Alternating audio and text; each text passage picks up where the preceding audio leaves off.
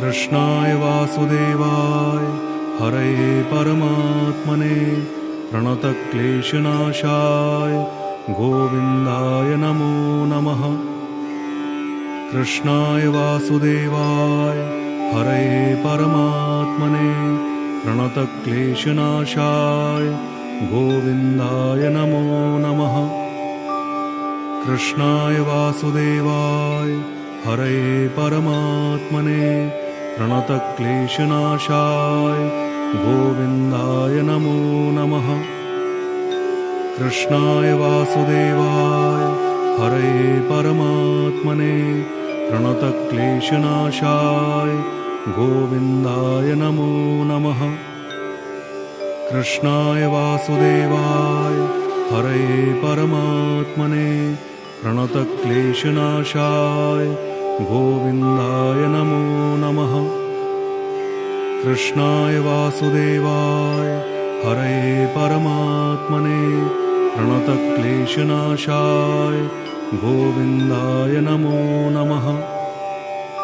कृष्णाय वासुदेवाय हरये परमात्मने प्रणतक्लेशनाशाय गोविन्दाय नमो नमः।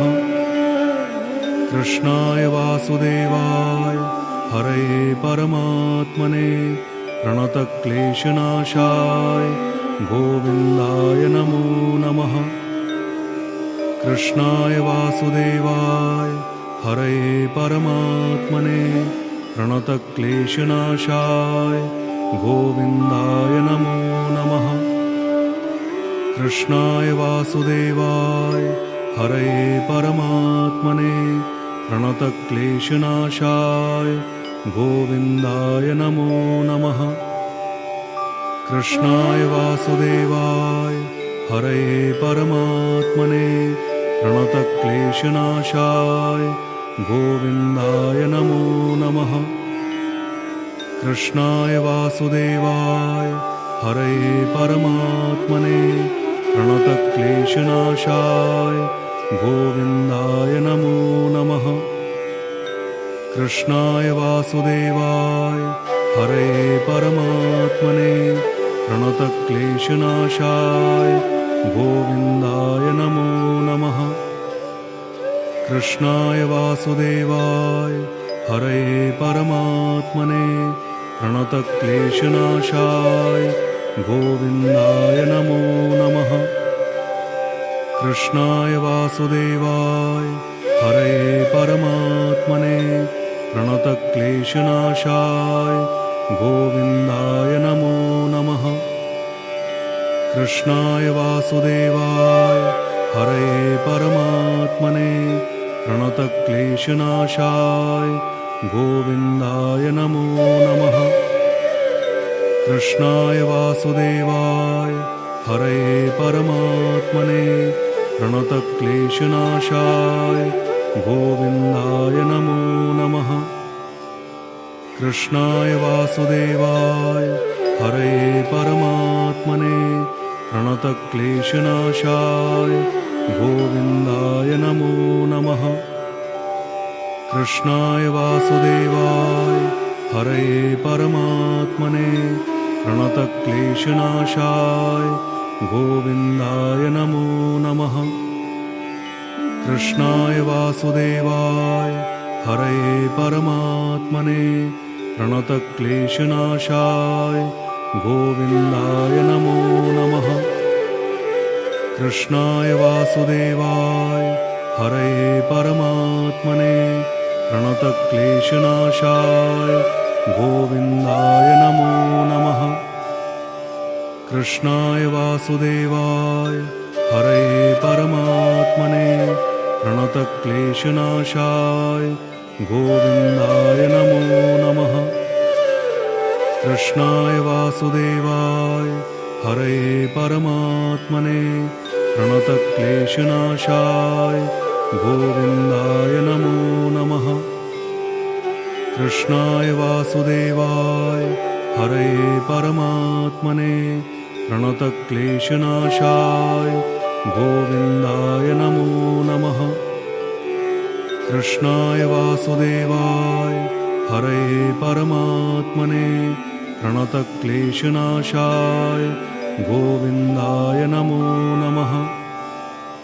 कृष्णाय वासुदेवाय हरये परमात्मने प्रणतक्लेशनाशाय गोविन्दाय नमो नमः। कृष्णाय वासुदेवाय हरये परमात्मने प्रणतक्लेशनाशाय गोविन्दाय नमो नमः। कृष्णाय वासुदेवाय हरये परमात्मने प्रणतक्लेशनाशाय गोविन्दाय नमो नमः। कृष्णाय वासुदेवाय हरये परमात्मने प्रणतक्लेशनाशाय गोविन्दाय नमो नमः। कृष्णाय वासुदेवाय हरये परमात्मने प्रणतक्लेशनाशाय गोविन्दाय नमो नमः।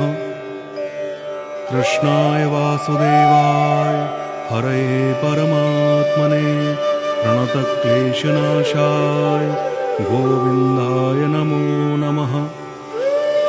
कृष्णाय वासुदेवाय हरये परमात्मने प्रणतक्लेशनाशाय गोविन्दाय नमो नमः। कृष्णाय वासुदेवाय हरये परमात्मने प्रणतक्लेशनाशाय गोविन्दाय नमो नमः।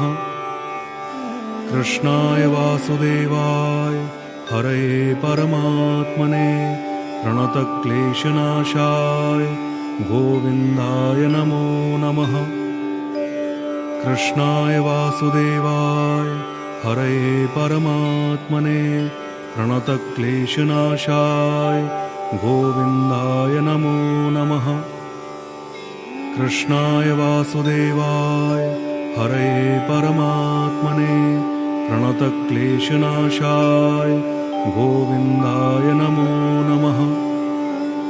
कृष्णाय वासुदेवाय हरये परमात्मने प्रणतक्लेशनाशाय गोविन्दाय नमो नमः। कृष्णाय वासुदेवाय हरये परमात्मने प्रणतक्लेशनाशाय गोविन्दाय नमो नमः। कृष्णाय वासुदेवाय हरये परमात्मने प्रणतक्लेशनाशाय गोविन्दाय नमो नमः। कृष्णाय वासुदेवाय हरये परमात्मने प्रणतक्लेशनाशाय गोविन्दाय नमो नमः। कृष्णाय वासुदेवाय हरये परमात्मने प्रणतक्लेशनाशाय गोविन्दाय नमो नमः। कृष्णाय वासुदेवाय हरये परमात्मने प्रणतक्लेशनाशाय गोविन्दाय नमो नमः। कृष्णाय वासुदेवाय हरये परमात्मने प्रणतक्लेशनाशाय गोविन्दाय नमो नमः। कृष्णाय वासुदेवाय हरये परमात्मने प्रणतक्लेशनाशाय गोविन्दाय नमो नमः। कृष्णाय वासुदेवाय हरये परमात्मने प्रणतक्लेशनाशाय गोविन्दाय नमो नमः। कृष्णाय वासुदेवाय हरये परमात्मने प्रणतक्लेशनाशाय गोविन्दाय नमो नमः। कृष्णाय वासुदेवाय हरये परमात्मने प्रणतक्लेशनाशाय गोविन्दाय नमो नमः। कृष्णाय वासुदेवाय हरये परमात्मने प्रणतक्लेशनाशाय गोविन्दाय नमो नमः। कृष्णाय वासुदेवाय हरये परमात्मने प्रणतक्लेशनाशाय गोविन्दाय नमो नमः।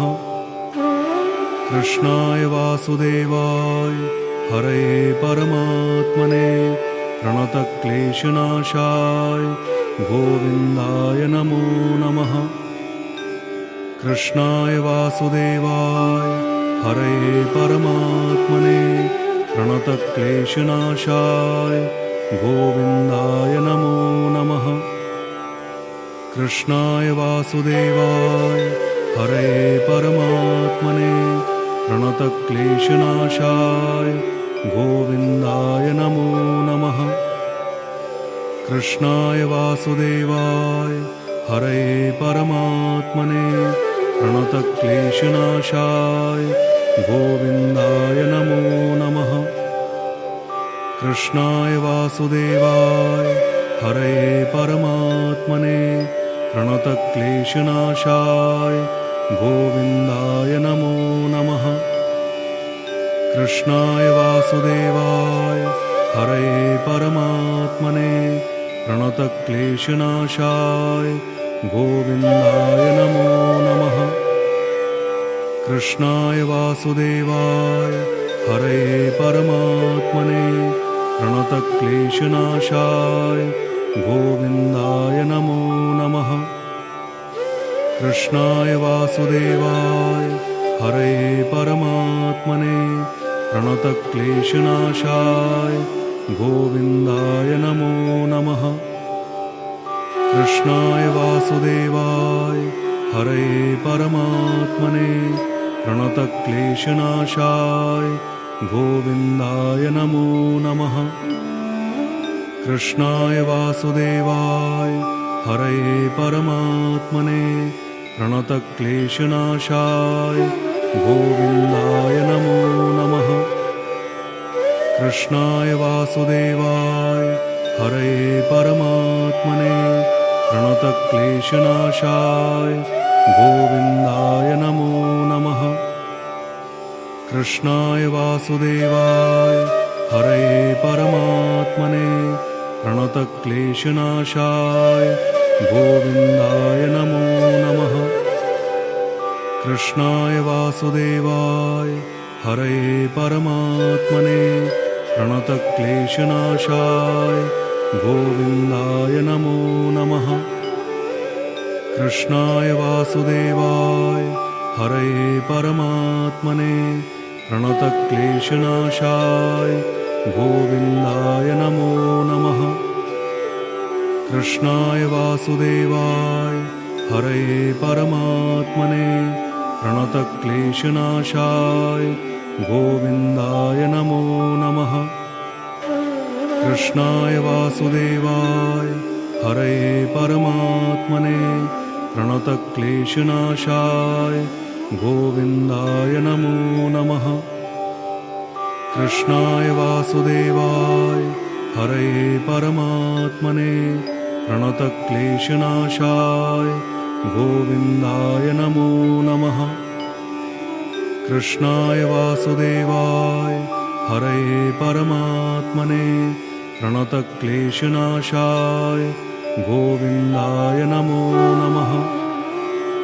कृष्णाय वासुदेवाय हरये परमात्मने प्रणतक्लेशनाशाय गोविन्दाय नमो नमः। कृष्णाय वासुदेवाय हरये परमात्मने प्रणतक्लेशनाशाय गोविन्दाय नमो नमः।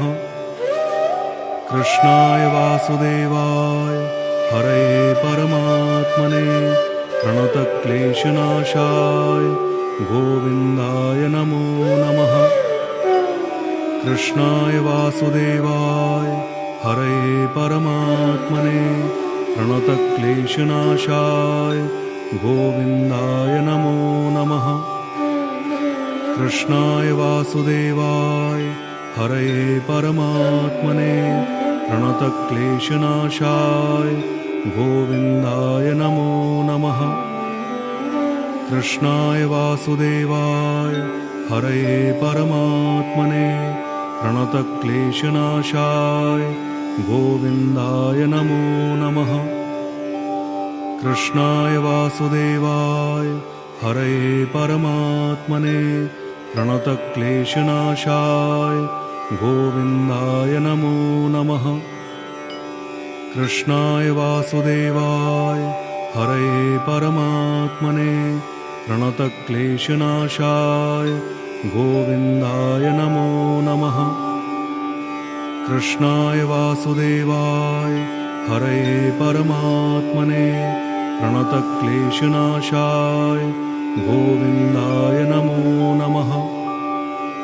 कृष्णाय वासुदेवाय हरये परमात्मने प्रणतक्लेशनाशाय गोविन्दाय नमो नमः।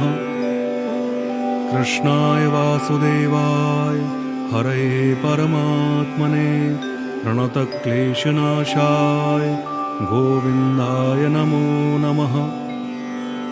कृष्णाय वासुदेवाय हरये परमात्मने प्रणतक्लेशनाशाय गोविन्दाय नमो नमः। कृष्णाय वासुदेवाय हरये परमात्मने प्रणतक्लेशनाशाय गोविन्दाय नमो नमः। कृष्णाय वासुदेवाय हरये परमात्मने प्रणतक्लेशनाशाय गोविन्दाय नमो नमः। कृष्णाय वासुदेवाय हरये परमात्मने प्रणतक्लेशनाशाय गोविन्दाय नमो नमः। कृष्णाय वासुदेवाय हरये परमात्मने प्रणतक्लेशनाशाय गोविन्दाय नमो नमः। कृष्णाय वासुदेवाय हरये परमात्मने प्रणतक्लेशनाशाय गोविन्दाय नमो नमः। कृष्णाय वासुदेवाय हरये परमात्मने प्रणतक्लेशनाशाय गोविन्दाय नमो नमः। कृष्णाय वासुदेवाय हरये परमात्मने प्रणतक्लेशनाशाय गोविन्दाय नमो नमः। कृष्णाय वासुदेवाय हरये परमात्मने प्रणतक्लेशनाशाय गोविन्दाय नमो नमः। कृष्णाय वासुदेवाय हरये परमात्मने प्रणतक्लेशनाशाय गोविन्दाय नमो नमः। कृष्णाय वासुदेवाय हरये परमात्मने प्रणतक्लेशनाशाय गोविन्दाय नमो नमः।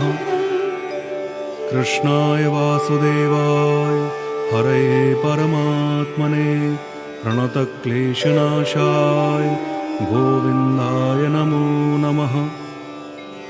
कृष्णाय वासुदेवाय हरये परमात्मने प्रणतक्लेशनाशाय गोविन्दाय नमो नमः।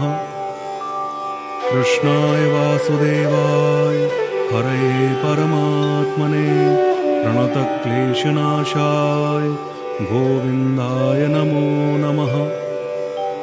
कृष्णाय वासुदेवाय हरये परमात्मने प्रणतक्लेशनाशाय गोविन्दाय नमो नमः।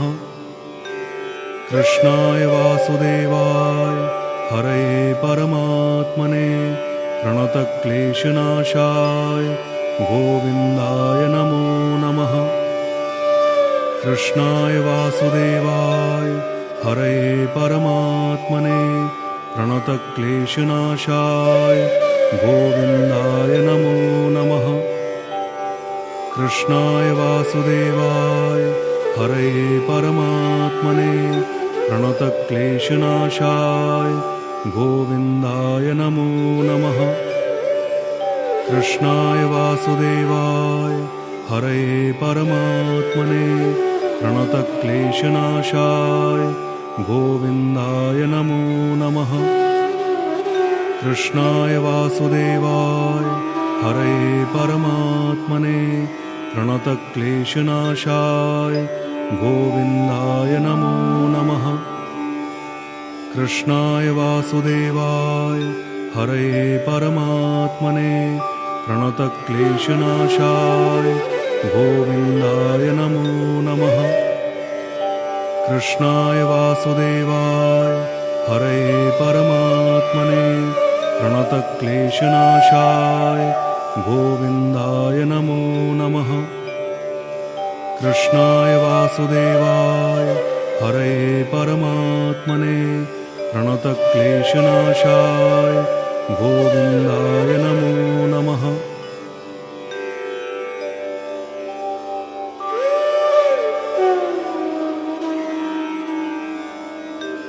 इस श्लोक का प्रतिदिन सुबह या शाम के समय 108 बार जप करने से किसी भी प्रकार का संकट आपके पास नहीं आ सकता। यह मंत्र सभी संकटों और विघ्नों से रक्षा करने वाला माना गया है। श्री कृष्ण भगवान के इस मंत्र का जाप करते समय पवित्रता का विशेष ध्यान रखें।